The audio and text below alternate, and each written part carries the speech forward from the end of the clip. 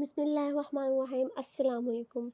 Welcome to our YouTube channel Desert Rocks Artist. I'm Sami Jaz. सो मैं आप लोगों को सोशल साइकोलॉजी पढ़ाती हूँ। तो सोशल साइकोलॉजी के अंदर आज जो हमारा टॉपिक है वो है इंट्रोडक्शन टू इंटरपर्सनल वायलेंस। हमारा आज का टॉपिक है इंटरपर्सनल वायलेंस। इंटरपर्सनल वायलेंस ये है कि जितना भी वायलेंस होता है वो क्या होता है किसी भी चीज़ के ऊपर। तो फर्स्ट ऑफ ऑल हम देखेंगे व्हाट इज़ इंटरपर्सनल वायलेंस क्या है। Interpersonal violence encompasses a range of abusive behaviors that occur between individuals, including physical, sexual, emotional, and psychological acts. This type of violence can have a devastating impacts on individuals, families, and communities. Interpersonal violence क्या होता है कि हमारा abusive behavior होता है जो individuals के बीच में होता है। आप ऐसा भी तो हो सकता है ना, वायलेंस ऐसा भी होता है कि दो ग्रुप्स आपस में लड़ रहे हैं, इंडिविजुअल्स हैं, दो ग्रुप्स हैं आपस में लड़ रहे हैं, ठीक है। It is also known as a violence. और वायलेंस क्या होता है, फिजिकली वायलेंस भी होता है, लाइक मारधाड़, सेक्चुअली तौर पे हरास करना किसी को, वो भी वायलेंस के अंदर आता है। इमोशनली तौर पे आप उसको मीन्स कि आप बुलिंग करते हो, आप आवाज़ें कसते हो, it is also violence. And psychological acts, आप मेंटली तौर पे किसी को टॉर्चर करते हो ना, it is also a violence. अगर हम लोग साइकोलॉजी के तौर पर देखें ना कि सबसे ज़्यादा जो इम्पैक्ट पड़ता है, अगर कोई भी फिजिकल वायलेंस है, सेक्सुअल वायलेंस है, इमोशनल वायलेंस है, सबका सब जो इम्पैक्ट है ना वो आपकी मेंटल हेल्थ के ऊपर ही आता है। ओके अब इन्होंने यहाँ पे एक साइड पे दिया हुआ है, violence against women has a serious health conditions. अगर वुमेंस के अगेंस्ट आप लोग वायलेंस यूज़ करते हो ना तो वो बहुत ज़्यादा जो है सीरियस हेल्थ कॉन्सिक्वेंसेस होते हैं। डेथ हो सकती है, फिजिकली इंजरीज हो सकती हैं, प्रेगनेंसीज मीन्स कि अगर एक प्रेग्नेंट वुमेन के ऊपर आप वायलेंस यूज़ करते हो तो उसको ऑब्वियसली उसका मिसकैरेज हो सकता है। सेक्चुअली ट्रांसमिटेड इन्फेक्शंस हो जाते हैं कि इस तरह में सेक्चुअली ट्रांसमिट जो होते हैं इन्फेक्शंस आ जाते हैं, जैसा कि HIV होता है। डिप्रेशन, ट्रोमा, स्ट्रेस आ जाता है बहुत ज़्यादा। उसके बाद क्या होता है, ड्रग्स, अल्कोहल। जब आपके अंदर स्ट्रेस आएगा, एंग्जाइटी आएगी, साइकोलॉजिकल ट्रॉमा आएंगे तो आप लोग क्या है ड्रग अब्यूज़ की तरफ चले जाएंगे, ड्रग यूज़ करेंगे, अल्कोहल यूज़ करेंगे, और वो भी आपकी मेंटली फिजिकली हेल्थ के लिए बहुत ज़्यादा इम्पैक्टफुल होता है। अब हम इंटरपर्सनल वायलेंस को डिफाइन करते हैं कि कौन कौन से टाइप के इंटरपर्सनल वायलेंस होते हैं। Intrapersonal conflict, abuse and mistreatment, power imbalances. 3 type के इंटरपर्सनल वायलेंस होते हैं। सबसे पहले हम इंट्रापर्सनल कॉन्फ्लिक्ट देख लेते हैं। Interpersonal violence refers to a physical, sexual और साइकोलॉजिकल हार्म। जो इंटरपर्सनल वायलेंस होता है वो क्या होता है, फिजिकली, सेक्सुअली और साइकोलॉजिकल हार्म होता है। जो हमने पहले भी पढ़ा है कि क्या होता है, तो फिजिकली तौर पर हार्म होता है, सेक्सुअली हार्म होता है और साइकोलॉजिकली तौर पर होता है इंडिविजुअल्स के बीच में। जैसे फैमिली मेम्बर्स हो गया, फ्रेंड्स हो गए, पार्टनर्स हो गया। फैमिली मेम्बर्स का मैं एज एन एग्जाम्पल ले लें कि हस्बैंड एंड वाइफ के अंदर जो कॉन्फ्लिक्ट्स होती हैं वो फिजिकली हो या सेक्सुअली जिस टाइप की भी हो, वो वायलेंस के अंदर आते हैं। फ्रेंड्स के अंदर भी आप लोग फिजिकली हार्म होता है। फ्रेंड्स के अंदर आप देखें, दो ग्रुप्स अगर आपस में लड़ रहे हैं या दो फ्रेंड्स आपस में लड़ रहे हैं तो वो फिजिकली तौर पर वायलेंस यूज़ करेंगे। Abuse and the mistreatment. It can take from the domestic abuse, sexual assault, stalking, bullying, and other acts of aggression within personal relationships. इसमें क्या आता है कि आप लोगों के डोमेस्टिक अब्यूज़ डोमेस्टिक लेवल के ऊपर जो हम लोग ड्रामा में भी देखते हैं ना कि जो सास ननदों की लड़ाइयाँ या जब भाभी पे जुल्म हो जाता है, या वो इस तरह के जो डोमेस्टिक अब्यूज़ होते हैं वो आ जाते हैं।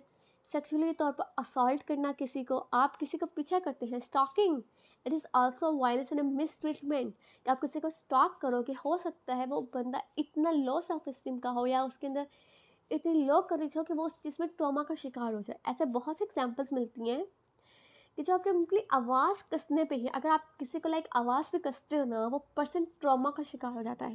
बिकॉज किसी के लिए वो बहुत जो चीज़ होती है ना बहुत ज़्यादा इम्पैक्ट कर जाती है उसकी लाइफ के ऊपर। बुलिंग, आप अगर देखें जो स्कूल लाइफ बुलिंग होती है कि आप बॉडी शेमिंग भी इसके अंदर आ जाती है कि आप बुलिंग, कोई मोटा है आप उसको मोटा कह के छेड़ते हो, आप अब्यूज़ कर रहे हो ना उस बंदे को। और बुलिंग इस तरीके से भी हो सकती है, कोई बंदा गरीब है आप उसको चीज़ें फेंक के, बहुत टाइप की बुलिंग्स होती हैं। और अदर सेफ एग्रेशन, और अपने एग्रेशन निकालने का कोई भी तरीका जो मिस ट्रीटमेंट होती है वो होती है इंटरपर्सनल वायलेंस के अंदर एक डिफाइनिंग टर्म है। पावर इम्बैलेंस, पावर इम्बैलेंस आप लोग बहुत अच्छे तरीके से जानते होंगे, लेकिन हम इसको डिस्कस करते हैं। Interpersonal violence often stems from an imbalance of power, control and authority between the perpetrator and the victim. कि पावर इम्बैलेंस, जिसके पास पावर ज़्यादा है वो किसी उस पर्सन के ऊपर ज़्यादा तरीके से अफेक्ट करेगा जिसके पास पावर कम है। मीन्स कि हमें अगर एग्जांपल लेते हैं, एक रेडी वाला है, उसने रेडी लगाई हुई है, उसके पास कोई भी पावर नहीं है, लेकिन आपको जो नेक्स्ट पर्सन है जो आया उसके पास पावर कम ज़्यादा है, बहुत ज़्यादा है, उससे ज़्यादा है, वो क्या करेगा? अब हम लोग उसको कम ओहदे से लेकर बड़े ओहदे तक लेकर चलते हैं। जो थोड़ा कम होने वाला है वो क्या करेगा? उसको गालम गलौज करेगा, उसको बुरा भला कहेगा, उसकी चीज़ों को फेंक देगा। ये कौन है? ये उस पर्सन से तो ज़्यादा अथॉरिटी वाला है, लेकिन उसके पास इतनी अथॉरिटी नहीं है। उससे बड़ा जो अथॉरिटी पर्सन होगा वो क्या करेगा? उसको चालान कर देगा, फिर चालान कर देगा कि आपने गलत जगह पे अपनी रेलिंग लगाई है, आप लोग इस तरीके से लैंग्वेज यूज़ करें, कोई पे करके उसको चालान कर देगा। ये पावर इम्बैलेंस है, ये उससे बड़ी पावर है। अब इससे बड़ा पावर का पर्सन आएगा, वो उसके यहाँ से रेडी हटा ही देगा, उसकी चीज़ें जब्त कर देगा। तो ये पावर इम्बैलेंस होता है, ये भी एक तरह से वायलेंस का ही यूज़ आता है कि जो एक अथॉरिटी पर्सन होता है वो किसी बंदे को कंट्रोल करता है। नेक्स्ट आती है टाइप्स ऑफ इंटरपर्सनल वायलेंस के कौन से टाइप्स होती हैं। जहाँ हम लोग फर्स्ट ऑफ ऑल जब हमें डेफिनेशन में पढ़ा था, हमें पढ़ा था फिजिकली वायलेंस होता है, सेक्सुअली वायलेंस होता है, इमोशनली और साइकोलॉजिकली। तो अब यहाँ पे ही उसी पर्सनल्स को हम जो टाइप्स हैं उनको डिस्कस करेंगे। फर्स्ट ऑफ ऑल आती है फिजिकल वायलेंस। फिजिकल वायलेंस में आती है this include actions like hitting, kicking, slapping and use weapons to cause bodily harm to another person.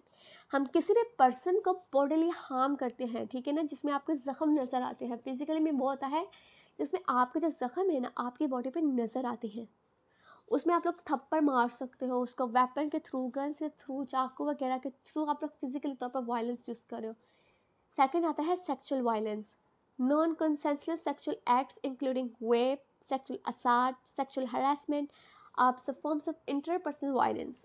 आपको समझ आ तो गई होगी सेक्शुअल वायलेंस क्या होता है, कि रेप किसी भी पर्सन का, अब वो person is not depend upon the gender, कि एक स्पेसिफिक जेंडर से हम कहेंगे कि एक स्पेसिफिक जेंडर को असॉल्ट किया जाता है, स्पेसिफिक जेंडर को हरास किया जाता है। जेंडर में आप मेल भी आ जाते हैं, फीमेल भी आ जाते हैं, इवन थर्ड जेंडर भी आ जाता है, ठीक है ना।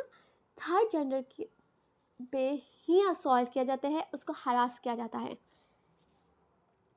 Emotional and psychological abuse, verbal threats, humiliation, isolation and controlling behaviors that harm a person's mental and well-being fall under this category। आप लोग verbal threats यूज़ कर सकते हो, मीन्स के मुंह से जो आप किसी पर्सन के लिए बुरा भला कहते हैं, ह्यूमिलेशन के किसी को किसी के अहदे की वजह से, किसी काम की वजह से, या किसी लाइक लो इकोनॉमिक स्टेटस की वजह से आप लोग जो वर्ड्स के थ्रू ह्यूमिलेशन देते हो, it is also an abuse, ठीक है ना। ऐसे कंट्रोलिंग बिहेवियर कि आप किसी भी पर्सन को कंट्रोल कर रहे हो, अपने अकॉर्डिंगली चला रहे हो, वो चीज़ जिससे आपके मेंटल हेल्थ के ऊपर अफेक्ट पड़े ना, that is a emotional abuse.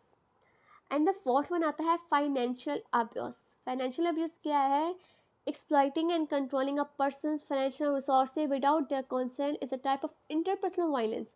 कि किसी भी पर्सनस की आप जो फाइनेंशियल रिसोर्सेज को कंट्रोल कर रहे हो। अब ये भी हो सकता है कि आप ऑफिस के अंदर वर्क कर रहे हो, किसी के मनी रोक रहे हो, लेबर वर्क में आप किसी के पैसे रोक सकते हो। आपकी इंटरपर्सनल लाइफ के अंदर ऐसा हो सकता है कि फैमिली के अंदर भी कंट्रोलिंग बिहेवियर आ जाता है कि जिसमें एक पर्सन दूसरे पर्सन को कम पैसे देता है, तो that is a financial abuse. Risk factors for interpersonal violence, individual factors such as a history of aggression, substance abuse and the mental health issues can increase individual risk of engaging in interpersonal violence। क्या हो सकता है कि किस वजह से लोग interpersonal violence करते हैं? कोई ना कोई रीज़न तो होती है ना कोई काम करने के पीछे। बहुत कम ऐसा होता है कि आप कहते हो कि एक पर्सन ने विदाउट एनी रीज़न कुछ किया है। मोस्टली अगर आप देखिए एज अ साइकोलॉजिस्ट पे, अगर हम लोग इस चीज़ के ऊपर देखें ना कोई रीज़न होती है हमेशा किसी भी काम के ऊपर, ठीक है, किसी भी अग्रेशन के ऊपर, या कोई भी रीज़न होती है आपका वायलेंस की वजह से। तो इंडिविजुअल फैक्टर्स क्या हो सकते हैं कि एक पर्सन है वो सब्सटेंस यूज़ कर रहा है, या उसको कोई मेंटल हेल्थ इश्यूज़ है जिसकी वजह से वो वायलेंस के ऊपर बहुत ज़्यादा इंगेज है। क्योंकि आपकी मेंटल हेल्थ डिट्रॉयड हो जाए तो आप लोगों की जो लाइक वायलेंस के ऊपर या अग्रेशन आपके अंदर बहुत ज़्यादा आता है, ठीक है। अब रिलेशनशिप डायनामिक्स देखते हैं। Unhealthy power dynamics, conflict, and a poor communication within relationships can contribute to the likelihood of violence occurring. अगर आप लोगों की पुअर कम्युनिकेशन है, आप लोगों की इतनी अच्छी तरीके से इंगेजमेंट नहीं है, कोई भी कॉन्फ्लिक्ट्स चल रहे हैं या से आपकी अनहेल्दी पावर डायनामिक्स आ जाती है, वो भी आपको वायलेंस के ऊपर जो है वो लेके जाती है। Community influences, high crime rates, limited access, sport services, and social norms that condone violence can foster an environment where interpersonal violence is more prevalent. एक कंट्री जहाँ पे क्राइम रेट बहुत ज़्यादा है, एक पर्सन से आप जब मोबाइल छीन लेते हो, कम्युनिटी इन्फ्लुएंस कर रही है ना, आप लोगों के पास एक्सेस नहीं है, लाइक आप लोग इलाज करवाने जाते हो, वहाँ पे आप लोगों को सही तरीके से प्रॉपर तरीके से इलाज नहीं किया जा रहा है, आपको सपोर्ट नहीं मिल रही है, आप लोगों की एक्सेस नहीं हो रही चीज़ों के ऊपर जो इस पर आपका हक है, या ऐसे सोशल नॉर्म्स बहुत ज़्यादा डिट्रॉय हो चुके हुए हैं, उसकी वजह से वायलेंस आती है। मीन्स कि अगर आप लोग ऐसा देखते हो, बहुत ज़्यादा एग्जांपल टिकटॉक्स पे भी आ जाती हैं कि जब आपका इलाज सही नहीं हो रहा होता तो क्या करते हैं पेशेंट्स, डॉक्टर के ऊपर क्या करते हैं, वायलेंस यूज़ कर रहे होते हैं, टीचर्स स्टूडेंट्स के ऊपर वायलेंस यूज़ कर रहे होते हैं, कम्युनिटी इन्फ्लुएंस करती है वायलेंस के ऊपर। फोर्थ वन आता है social inequalities, societal inequalities. Systematic issues like poverty, discrimination, and lack of economic opportunities can increase vulnerability and the risks of interpersonal violence. Poverty like गरीबी की वजह से आप लोगों के अंदर अग्रेशन आता है, अग्रेशन आएगा, आपकी मेंटल वेलबींग के ऊपर असरअंदाज होगा, तो आप लोग क्या करोगे, वायलेंस यूज़ करोगे। Discrimination like white peoples, black peoples, brown peoples से जो डिस्क्रिमिनेशन होती है ना, इवन आपके कलर के ऊपर हो जाए, जेंडर बेस्ड डिस्क्रिमिनेशन हो जाए, आप लोगों के एथनिक बेस हो जाए, रिलीजियस बेस हो जाए, ये सारी जो डिस्क्रिमिनेशन होती है ना, ये भी वायलेंस के ऊपर आती है। आपने ऐसे वायलेंस की बहुत सी एग्जांपल्स देखी होंगी कि भाई मज़हब के नाम पे कत्ल किया जा रहा है, मज़हब के नाम पे हो रहा है, रिलीजियस बेस काम हो रही है, जैसे अब इकोनॉमिक अपॉर्चुनिटीज़ नहीं मिल रही होती हैं आप लोगों को, आपके पास स्किल्स हैं लेकिन आपको अपॉर्चुनिटीज़ मिल रही, वो भी आपको वायलेंस के ऊपर लेके जाती है। अब कॉन्सिक्वेंसेस ऑफ इंटरपर्सनल वायलेंस के क्या कॉन्सिक्वेंसेस आते हैं पर्सन्स के ऊपर। Physical harm, in terms of interpersonal violence can suffer physical injuries ranging from bruises and the lacerations to more severe trauma that can link to long term disability and even death. जब आप physically तौर पर किसी person को harm कर रहे हो, जब आप लोगों के ऊपर अग्रेशन आया हो ना, गुस्सा आया हो, तो आप ये नहीं देखते हो कि आप किस पर्सन को किस तरीके से मार रहे हो, आप लोगों ने सिर्फ मारना होता है, इवन कि आप उसको सर फाड़ रहे, आप उसकी टांगें तोड़ रहे, आपको नहीं मालूम होता। तो जब आप लोग वायलेंस यूज़ करते हो तो किसी भी पर्सन को बहुत कम ब्रूइसेस आ सकते हैं, मीन्स कि सिर्फ खरोचें भी आ सकती हैं, ऐसा भी हो सकता है कि वो पर्सन डिसेबल हो जाए, ये भी हो सकता है उस पर्सन की डेथ हो जाए। फिर psychological trauma, the emotional scares of interpersonal violence, including PTSD, depression, anxiety, can have a debilitating impact on a person's mental health and well-being. अगर as a spouse as a psychologist अगर आप इस चीज़ को देखें तो आप लोग जानते होंगे, आपसे आपने केसेस भी ऐसे देखे होंगे या इन फ्यूचर आप लोग देखेंगे, कोई भी ट्रॉमा, अब वायलेंस के ट्रॉमा की वजह से पर्सन डिप्रेशन का शिकार हो जाता है, पोस्ट ट्रोमेटिक स्ट्रेस डिसऑर्डर आ जाता है, उसको एंग्जाइटी आ जाती है, आपकी मेंटल वेलबींग जब आपकी डिट्रॉय हो जाएगी तो क्या होगा, ऑब्वियसली आप सबसे पहले एंग्जाइटी आएगी, आहिस्ता आहिस्ता आप डिप्रेशन में जाओगे, डिप्रेशन से आप स्वेयर डिप्रेशन और एक बढ़ते बढ़ते वो बहुत स्वेयर बीमारी के शिकार हो जाते हैं आप लोग नहीं, वो पर्सन जिसके ऊपर वायलेंस यूज़ हो रहा है। Social isolation, survivors of interpersonal violence often become socially isolated, cutting them off from a vital support systems and resources that could aid their recovery. वो जो पर्सन होता है ना जिसके ऊपर वायलेंस यूज़ किया जा रहा होता है, वो क्या हो जाता है, आइसोलेटेड हो जाता है, लोगों से कतई ताल्लुकी कर लेते हैं। एक ये रीज़न भी होती है, एक ये भी होता है, अगर मियाँ बीवी के दौरान वायलेंस यूज़ हो रहा है तो उसका इम्पैक्ट बच्चे के ऊपर पड़ेगा। चलो माँ हो या ना हो वायलेंस यूज़ के दौरान, लेकिन वो बच्चा ज़रूर सोशली आइसोलेटेड हो जाता है, बिकॉज घर के माहौल का असर जो होता है बच्चों के ऊपर पड़ता है, तो वो बच्चा भी सोशली आइसोलेटेड हो जाता है। प्रिवेंशन स्ट्रैटेजीज, हम किस तरीके की प्रिवेंशन यूज़ करें। Education and awareness, implement educational programs to teach people about the dynamics and impacts of interpersonal violence, raise awareness to help identify and prevent abusive behaviors. आप educationally programmes लेके आएँ उन लोगों पे कि रेज़ करें awareness कि वायलेंस हर चीज़ का हल नहीं होता, कि किस तरीके से पॉजिटिव थिंकिंग करनी है, उन चीज़ों का सॉल्यूशन लेके आना है, ठीक है ना। Education is the most important in this impact. और एक बहुत आसान तरीका पता है क्या होता है, कि किसी भी पर्सन की आप परेशानियां सुन लें और उसको एक अच्छा मशवरा दे दें। लाइक आप वायलेंस यूज़ किया है ना किसी पर्सन ने, आप जाके आप लोग जब किसी का इयादत करने जाते हैं, कुछ करने जाते हैं, हाय ये तो की हो गया, ये तुम्हारे साथ क्या हो गया, अल्लाह ऐसा कैसे, ऐसा नहीं होना चाहिए था। लाइक आप उसको इस तरह की लैंग्वेज यूज़ करें, ठीक है। आप उसको उसकी बात सुने, उसको कहें कि किस तरीके से आपने कॉप करना है, रेदर देन कि आप उसको और डिप्रेशन का शिकार करें, ठीक है ना।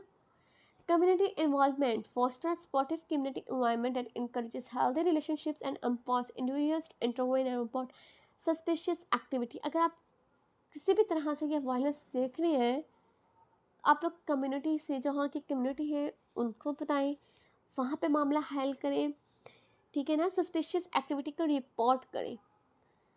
Policy and legislation advocate for a stronger laws, policies and enforcement to hold perpetrators and accountable and protect victims, ensure assist resources and services for those impacted। कि आप लोग ने क्या करना है, लाइक जिनके ऊपर ये हो रहा है अकाउंटेबल करें, उन लोगों के खिलाफ जो ये काम कर रहे हैं उनके खिलाफ लीगली एक्शन लिया जाए, इंश्योर किया जाए कि वो चीज़ें इम्पैक्ट करें।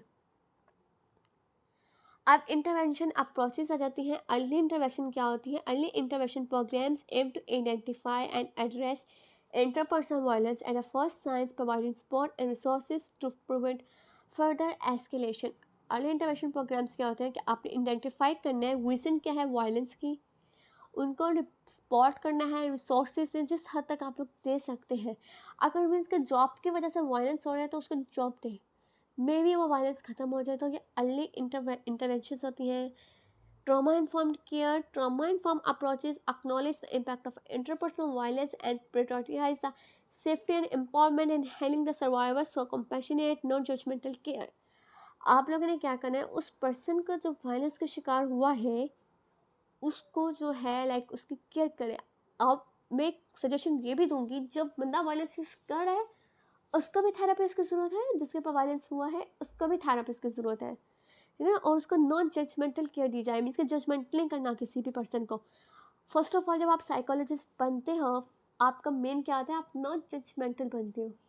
आपके पास ये हक नहीं आता आप किसी को जजमेंट करो, क्योंकि आप अगर जज करोगे तो आपके पास आया ही क्यों है, इसलिए आया है कि क्योंकि आप उसको जज नहीं कर रहे। तो आपने नॉन जजमेंटल केयर देनी है। Community mobilization. Community-based interventions bring together diverse stakeholders to address the root causes of interpersonal violence and promote collective solutions। जैसे मैंने अभी डिस्कस किया है कि आप लोग उस सोल्यूशन ढूंढने, किस वजह से वायलेंस हो रहा है, मीन्स कि प्रॉब्लम को जड़ से उखाड़े, उसके रूट सोल्यूशन ढूंढे। ये ना हो कि आपने अभी उस चीज़ का सोल्यूशन दे दिया है लेकिन long term solution they, that's why के प्रॉब्लम सॉल्व हुई। Trauma informed care and understanding trauma. Trauma informed care recognizing the widespread impact of trauma and understanding how it can affect individuals' behavior, health and well-being। हमने उस trauma को recognise करना है, देखना है कि उस ट्रॉमा से क्या अफेक्ट पड़ा है हमारी मेंटल हेल्थ पे। Safe environments create safe and calming and empowering environments is a crucial to support those who have experienced trauma and promote healing। आप लोगों ने उसको इसका ऐसा environment they, safe environment they जिससे वो हील कर सके बहुत जल्द, उसको सपोर्ट दें। Collaborative approach. Trauma informed care emphasizes collaborative, shared decision making and empowering individuals to regain a sense to control over their lives. Holistic support. This approach addresses the physical, psychological, and emotional needs of individuals, providing comprehensive care and support for the overall well-being। क्या करना है कि आप लोग उसको physically, psychologically और emotionally तौर पर सपोर्ट करें उस इंडिविजुअल को, ओवरऑल तरीके से उसके वेलबींग का ख्याल रखें। Advocacy and support services. Advocacy क्या आती है? Advocacy organizes work to raise awareness, influence places support survivors of interpersonal violence। they provide a powerful voice to demand change of injustice।